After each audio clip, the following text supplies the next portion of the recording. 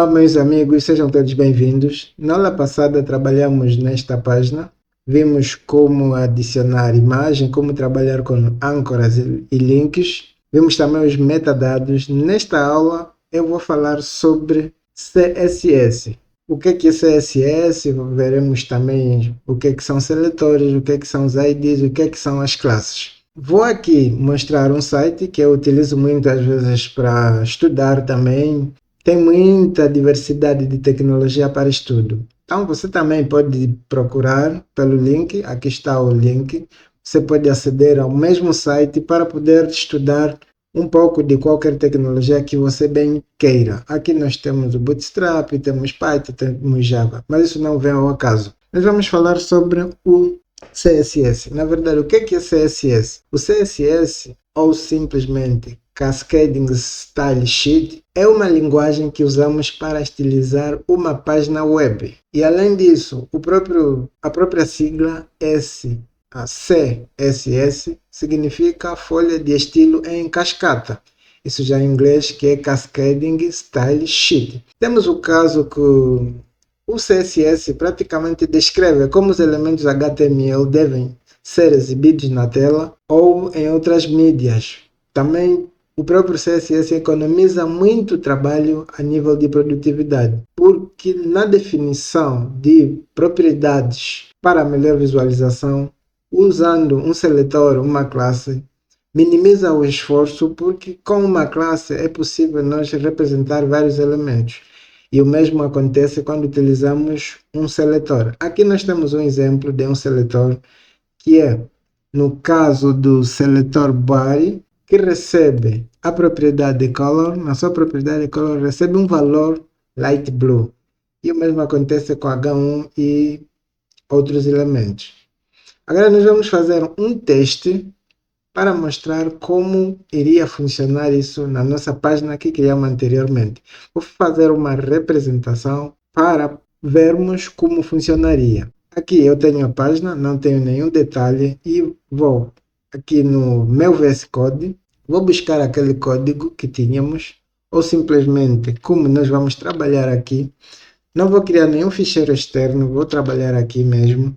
Trabalhando numa página HTML, é necessário que nós usemos o style. O mesmo estilo, tem aí a tag style, e no interior da tag style nós poderíamos escrever o body, o seletor, e abrir o bloco. E no interior desse bloco vamos colocar background color, vamos falar que recebe um light blue, por exemplo, ou uma cor qualquer que nós temos aqui. Mas eu posso fazer assim, vou colocar aí uma cor no formato hexadecimal, que seria 010101, que é um preto, mas a caminho do cinza, e ponto e vírgula.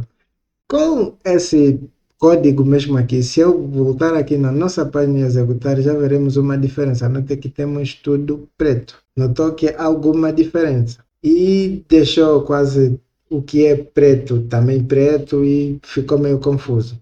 Mas eu posso fazer agora assim, que tudo que tem âncora aqui, tudo que há, eu vou formatar da seguinte forma. A, que é o seletor de âncora, vai receber a color, colocar aqui yellow. Pode ser essa, poderia ser também hexadecimal. Podemos testar, porque é para você ter uma certeza de que está a funcionar. Aqui temos algo meio diferente, mas eu vou fazer o seguinte, vou deixar isso aqui branco e trabalhar somente com as cores, para deixar também com uma visibilidade boa. Nada nos impede de utilizar aqui essas cores, mas aqui eu vou utilizar uma cor branca no formato hexadecimal, FF, fica branco, e aqui fica 1, 0, ou seja, 1, 6, e aqui faltou colocar isso aqui. Aqui eu tenho, se eu tivesse, por exemplo, a tag P, que é parágrafo, eu poderia também formatar de outro jeito. Nessa tabela eu não tenho a tag P, vamos formatar a tag A, vamos falar que o text decoration dela, por exemplo, vamos falar que é none, por exemplo, não vai ter aqueles underscore. Vamos falar que o text transform, vamos deixar tudo capitalize, por exemplo, que fica a primeira letra maiúscula e o restante minúsculo. Vamos deixar o size dela, que é o tamanho, para 12 pixels, ou 1,2 rem. E aqui, se voltarmos para fazermos o teste, já temos um tamanho minimamente diferente. Note que aqui está tudo capitalizado, por isso que aqui o D também está a maiúsculo. Mesmo aqui, note que já saiu aquela coloração azul. Já mudou um pouco. Dava também para aumentar um pouco o tamanho, deixar aqui por 1,5, isso aí é meu RM. Vamos deixar para 2. Não sei o que é que vai acontecer aqui, mas parece que não mudou muita coisa. Mas enfim, agora, nós poderíamos trabalhar com outros elementos aqui, mas daquilo que é o CSS, nós temos vários elementos aqui.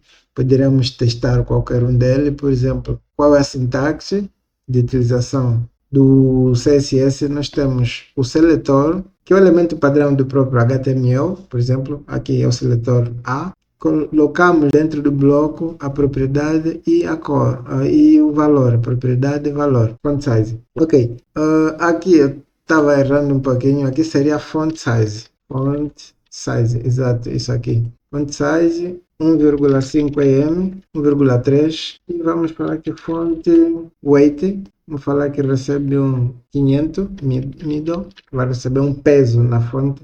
E vamos aqui testar. Esse capitalize não gostei muito. Vou comentar aqui. Voltar aqui fazer o teste. Isso. Aqui já ficou bonito e diferente. Então, voltando aqui, nós temos a propriedade e o valor. E aqui ainda tem um teste com um parágrafo P, de parágrafo, seletor P. Aqui tem outros exemplos que ele explica que um seletor no interior de um CSS e aqui vai, nós poderíamos usar o style e temos seletores, né, no CSS, que é o exemplo já que vimos. São vários exemplos que tem aqui, é uma questão de pegar e testar. Agora nós vamos trabalhar aos poucos, vamos aprimorando, aumentando de complexidade e até mais. Temos o caso também das classes. A classe é um elemento criado no CSS que pode ser reutilizado para qualquer elemento do nosso código. Por exemplo, se eu disser que eu vou usar aqui na tabela a classe table, por exemplo, classe, chego aqui, por exemplo, vou chamar a minha classe table, chamo com um ponto e vou chamar de table. Aqui eu posso colocar que a cor de fundo da minha tabela vai ser vermelha, por exemplo, red. E prontos, até aqui posso testar. Nota que aqui está. Temos a coloração de fundo alterada porque nós aplicamos uma classe. Essa classe poderia ser utilizada em qualquer outro lugar, porque as classes são reutilizáveis. Já o ID, que é um identificador para cada elemento, ele só é chamado e só afeta aquele elemento dentro da página. Veremos mais adiante qual é a finalidade dos ID e qual é a finalidade das classes. As classes você cria uma vez e reutiliza para sempre. O ID apenas serve para um determinado elemento. Para a introdução de seletor, classe e ID, é isso que eu tinha. Até mais e tchau.